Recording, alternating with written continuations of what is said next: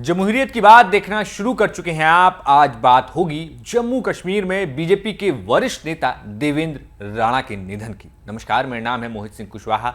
आज के शो में जानिए कि देवेंद्र सिंह राणा के निधन के बाद उनकी अंतिम यात्रा में कैसे लोगों का सैलाब उमड़ा और क्या कुछ यादें देवेंद्र राणा छोड़ कर गए। इसके साथ हम बताएंगे कि देवेंद्र सिंह राणा के निधन पर कौन कौन से नेता मौके पर पहुंचे, फिर चाहे वो भाजपा के नेता रहे हों या फिर किसी अन्य पार्टी के। और आखिर में हम आपको देवेंद्र राणा का वो इंटरव्यू सुनवाएंगे जिसमें हमने देवेंद्र राणा से विधानसभा चुनाव के दौरान बातचीत की थी और उन तमाम मुद्दों पर चर्चा की थी जो अभी भी सियासत में बने हुए हैं।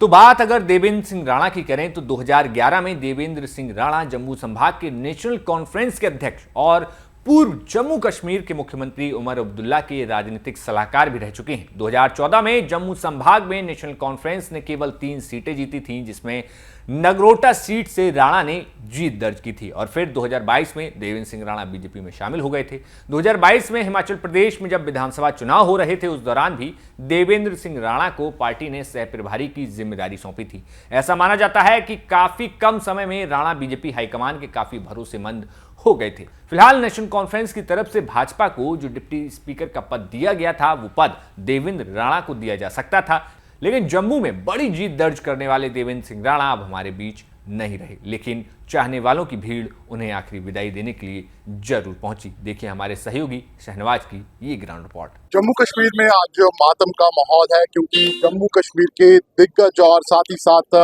हर दिल में रहने वाले नेता देवेंद्र राणा जो है वो अब इस दुनिया में नहीं है। देवेंद्र राणा का कल देर रात निधन जो है वो फरीदाबाद में हुआ है। देवेंद्र राणा काफी लंबे समय से यहाँ पर बीमार चल रहे थे और उनका इलाज जो है वो फरीदाबाद में चल रहा था और 3 दिन पहले ही वो फरीदाबाद में गए थे। लेकिन कल जो है यहाँ पर खबर आई कि देवेंद्र राणा अब इस दुनिया में नहीं है। लेकिन देवेंद्र राणा की खबर आने के बाद अब पूरे जम्मू कश्मीर में यहाँ पर मातम का माहौल देखा जा रहा है और उनके घर के बाहर लंबी लंबी कतारें जो है वो यहाँ पर लोगों की लगी हुई हैं। आप तस्वीरों में देख सकते हैं कि लगातार यहाँ पर जितने भी बड़े राजनेता हैं, खुद उमर अब्दुल्ला जो हैं वो यहाँ पर अभी कुछ देर पहले पहुँचे थे। इसके साथ ही साथ जितने भी बड़े नेता हैं, चाहे वो जिस भी पार्टी के हैं, वो यहाँ पर देवेंद्र राणा के घर जो हैं वो यहाँ पर लगातार पहुँच रहे हैं। इसके अलावा एडमिनिस्ट्रेशन के ऑफिसर्स जो हैं उनका भी यहाँ पर तांता लगा हुआ है। अगर देवेंद्र राणा की हम यहाँ पर बात करें तो देवेंद्र राणा जम्मू कश्मीर में एक कद्दावर नाम थे और इस समय वो भारतीय जनता पार्टी में थे। अभी जो जम्मू कश्मीर में असेंबली इलेक्शन कुछ दिनों पहले हुआ था, उसमें वो नगरोटा सीट से यहाँ पर जीतने में कामयाब रहे थे और हमेशा से ही जब भी वो यहाँ पर चुनाव लड़े हैं नगरोटा से, तो उनका साफ तौर पर कहना था कि वो जनता के सेवक हैं और उसी नाते जनता जो है वो उनको यहाँ पर वोट भी देगी। और ऐसा था भी। देवेंद्र राणा का ये जो घर है, यहाँ से आज तक कोई भी खाली हाथ जो है वो यहाँ पर नहीं गया है। चाहे कोई भी नेता हो, चाहे कोई भी लोग हो, चाहे उनके एरिया के लोग हो या बाहर के लोग हो, उनको कभी भी उन्होंने किसी भी चीज़ के लिए यहाँ पर कभी भी मना नहीं किया है।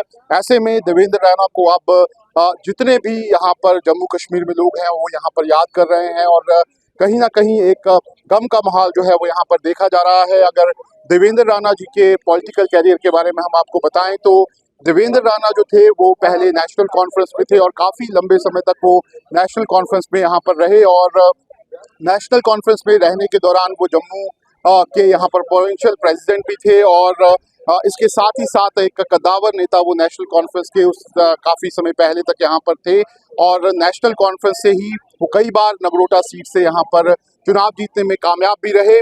और माना जाता था कि जो देवेंद्र सिंह राणा है वो उमर अब्दुल्ला और फारूक अब्दुल्ला दोनों के यहाँ पर काफ़ी करीबी थे। यही कारण है कि खुद उमर अब्दुल्ला जो है उनको आज यहाँ पर श्रद्धांजलि देने के लिए यहाँ पर कुछ देर पहले पहुंचे थे। उसके साथ ही साथ बताया जा रहा है कि फारूक अब्दुल्ला जो हैं वो भी यहाँ पर पहुंच रहे हैं और देवेंद्र राणा जो हैं उन्होंने करीब 4 बार यहाँ पर असेंबली इलेक्शन जो है वो जीता था। पहले वो मंत्री भी रहे थे और 2021 में उन्होंने नेशनल कॉन्फ्रेंस को यहाँ पर छोड़ा और नेशनल कॉन्फ्रेंस छोड़ने के बाद उन्होंने भारतीय जनता पार्टी को यहाँ पर ज्वाइन किया। लेकिन 2014 में जब पूरे देश में मोदी की लहर थी उस समय भी देवेंद्र राणा जो थे उन्होंने यहाँ पर नगरोटा सीट जीतने में कामयाबी हासिल की थी, लेकिन उसके बाद वो बीजेपी में यहाँ पर शामिल हुए और काफी लंबे समय तक उन्होंने बीजेपी के लिए भी यहाँ पर काम किया। बीजेपी के लिए वो हिमाचल प्रदेश के यहाँ पर इंचार्ज भी रहे। इसके साथ ही साथ बीजेपी के यहाँ पर जो भी अलग अलग जगह पर प्रचार होते थे उसमें भी देवेंद्र राणा जो थे वो यहाँ पर जाते थे। ऐसे में देवेंद्र राणा जो है उनका यहाँ पर जो निधन हुआ है वो कहीं ना केवल यहाँ पर उनके परिवार के लिए बल्कि पूरे जम्मू कश्मीर के लिए एक बड़ा यहाँ पर जिसे कहते हैं दुखद दिन है और सब लोग इस समय देवेंद्र राणा को यहाँ पर याद कर रहे हैं। जम्मू कश्मीर में देवेंद्र सिंह राणा के आवास पर मुख्यमंत्री उमर अब्दुल्ला भी श्रद्धांजलि देने के लिए पहुंचे। डिप्टी सीएम से लेकर भाजपा और नेशनल कॉन्फ्रेंस के तमाम नेता यहां मौजूद रहे और उन तमाम नेताओं ने देवेंद्र सिंह राणा से जुड़े हुए क्या क्या किस्से सुनाए और अपने नेता को विदाई दी, उन्हें आप भी सुन लीजिए। और हम दोनों भाई जैसे थे और काम करते थे इकट्ठे, और इनकी आवाज़ ऐसी थी कि जो गूंज रही थी जब हम असेंबली में थे या ये अपर हाउस में थे, और आज ये गुम हो गई ये आवाज़। मैं सुनना चाहता था ये आवाज़ हाउस में, और इनका जो रोल रहा समाजी रोल, और हमेशा ये हंसते हंसते थे और हर एक की इज्जत करते थे। मैं शायद ही कभी जब मैं जाता था तो ये कभी मेरे सामने बैठते नहीं थे, कहते नहीं आप चाचा आप बैठो।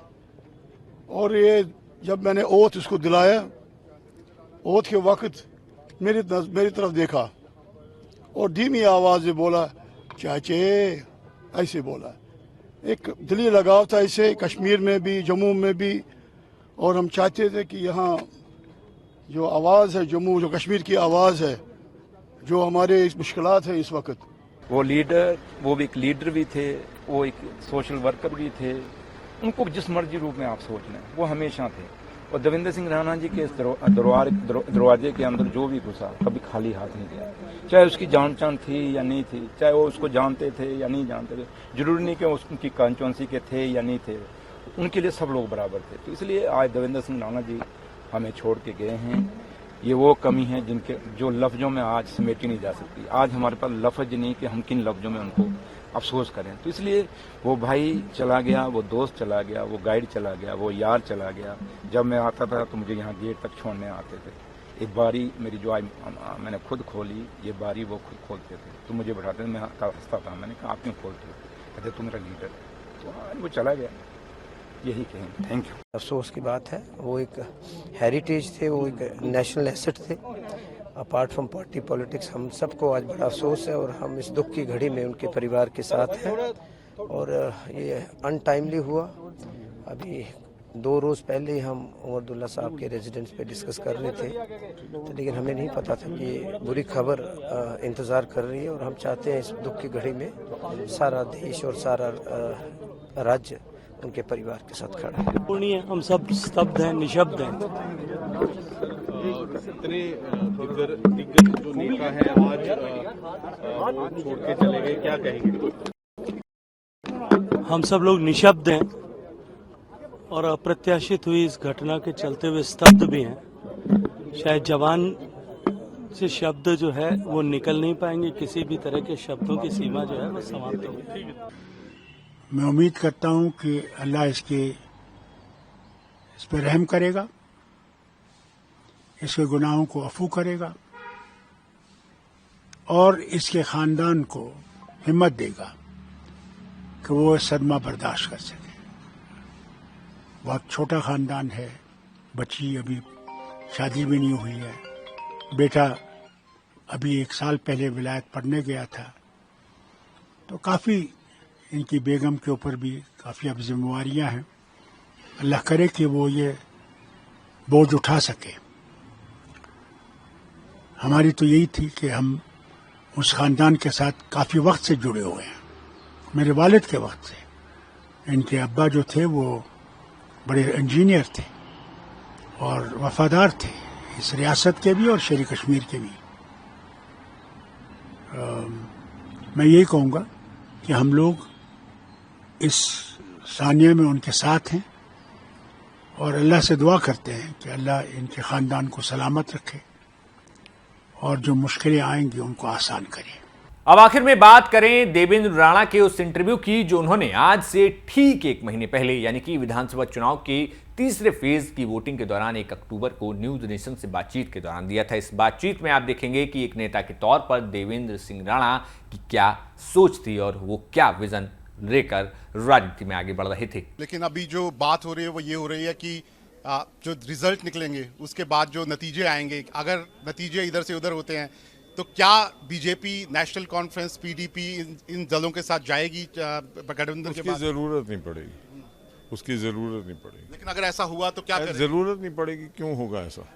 लोगों का एतमाद है, लोगों का यकीन है, लोगों का यकीन भाजपा पे है, लोगों का यकीन यशस्वी प्रधानमंत्री माननीय नरेंद्र मोदी जी के सुदृढ़ नेतृत्व पे है। और जिस किस्म का जम्मू कश्मीर में बदलाव हुआ है, हालात बदले हैं, जम्मू कश्मीर की ज़मीनी सतह पे एक पूर्ण ट्रांसफॉर्मेशन हुई है और जिस तरह का इकोनॉमिक रिसर्जेंस हुआ है, लोगों का यकीन है और लोग जो हैं वो पूरी तरह भाजपा के साथ हैं। लेकिन नगरोटा सीट की अगर हम बात कर लें, किस तरह की तैयारी आपकी है? मैंने सुना कि वहां पर भी आपको tough competition, national conference, Congress दोनों खड़े हो गए हैं वहाँ तो आपके खिलाफ। मैं नगरोटा के लोगों का सेवादार हूँ, पिछले कई वर्षों से उनकी सेवा कर रहा हूँ। आज भी उनका आशीर्वाद और प्यार मुझे मिलता है। मैं उनके चरणों की धूल बन के, उनके चरणों की धूल को अपने माथे पे लगा के जैसे उनका सेवादार था आगे भी रहूंगा। और अगर अब आखिरी सवाल है कि अगर बीजेपी की सरकार बनती है तो हम माने कि देवेंद्र सिंह राणा सबसे आगे हैं दौर में चीफ मिनिस्टर? नहीं, बिल्कुल नहीं। देवेंद्र सिंह राणा एक छोटा सा कार्यकर्ता है भाजपा का और देवेंद्र सिंह राणा केवल और केवल एमएलए है, वही काफ़ी। मौका देंगे तो बनेंगे सीएम?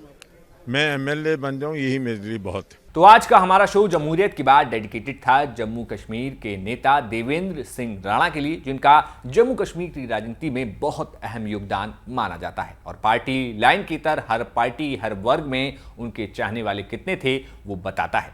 तो फिर कल फिर नई खबरों के साथ आपसे मुलाकात होगी, तब तक देखते रहिए जमहूरियत की बात। नमस्कार।